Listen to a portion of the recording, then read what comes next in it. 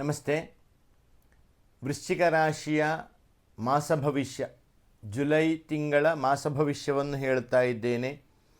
ಈ ಸಂದರ್ಭದಲ್ಲಿ ಆರೋಗ್ಯದಲ್ಲಿ ಸುಧಾರಣೆ ಉಂಟಾಗಬಹುದು. ಜನ್ಮರಾಶಿಯ ಹಿಂದೆ ಮುಂದೆ ಯಾವುದೇ ಪಾಪಗ್ರಹಗಳಿಲ್ಲದೇ ಇರುವುದರಿಂದ ಎಲ್ಲ ನಿರಾಳವಾಗಿ ನಡೆಯುವಂತಹ ಸ್ಥಿತಿ ಬರಬಹುದು. ಎರಡನೇ ಭಾವಕಾಧಿಪತಿ ಕೇಂದ್ರಸ್ಥಿತನಾಗಿದ್ದುಕೊಂಡು ಗುರುವಿನ ದೃಷ್ಟಿ ಲಗ್ನಕ್ಕಿರುವುದರಿಂದ ಮೊದಲಿದ್ದಂತಹ ದೋಷಗಳೆಲ್ಲ ಪರಿಹಾರವಾಗಿ ಆರೋಗ್ಯದ ಸುಧಾರಣೆ ಉಂಟಾಗಬಹುದು. ಆರ್ಥಿಕವಾಗಿಯೂ ಅಭಿವೃದ್ಧಿ ಉಂಟಾಗಬಹುದು. ಮಾನಸಿಕವಾಗಿಯೂ ಕೂಡ ನೆಮ್ಮದಿಯನ್ನು ಅನುಭವಿಸುವಂತಹ ಸಮಯ. ಎಲ್ಲ ಕಾರ್ಯಗಳು ಕೂಡ ಸಕಾಲಕ್ಕೆ ನಡೆದ ಸಂತೋಷವನ್ನು ನೀವು ಹೊಂದಬಹುದು.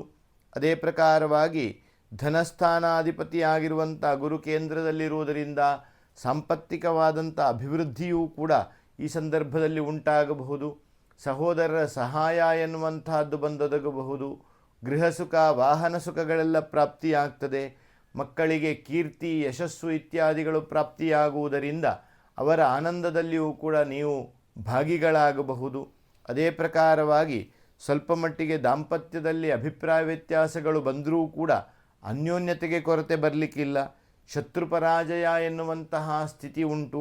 ಆದ್ದರಿಂದ ಶತ್ರುಗಳೆಲ್ಲವೂ ಕೂಡ ದೂರವಾಗುವ ಸಾಧ್ಯತೆಗಳು, ಒಳ್ಳೆಯ ಮಿತ್ರರು ಬಂದು ಸೇರುವಂತಹ ಸಾಧ್ಯತೆಗಳು, ಒಳ್ಳೆಯದಾಗಿರುವಂಥ ಆಹಾರಾದಿಗಳನ್ನು ಸಿಗುವಂತಹ ಕಾಲ.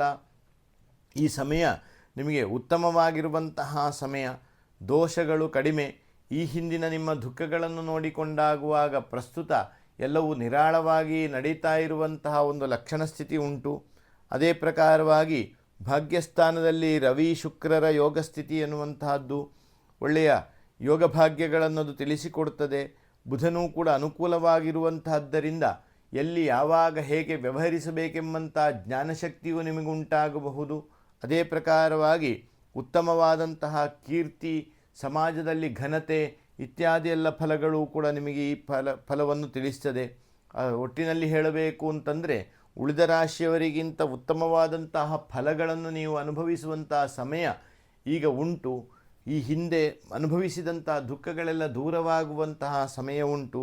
ಆ ಪ್ರಕಾರವಾಗಿ ಉತ್ತಮವಾದಂತಹ ಫಲಗಳನ್ನೇ ಈ ತಿಂಗಳುಗಳಲ್ಲಿ ನೀವು ಅನುಭವಿಸುವುದಕ್ಕಿದ್ದೀರಿ. ಎಲ್ಲವರಿಗೂ ಕೂಡ ಶುಭವಾಗಲಿ ಎಂಬುದಾಗಿ ಹೇಳ್ತಾ ವೃಶ್ಚಿಕ ರಾಶಿಯ ಫಲವನ್ನು ನಿಲ್ಲಿಸ್ತಾ ಇದ್ದೇನೆ. ಎಲ್ರಿಗೂ ಒಳ್ಳೆಯದಾಗಲಿ.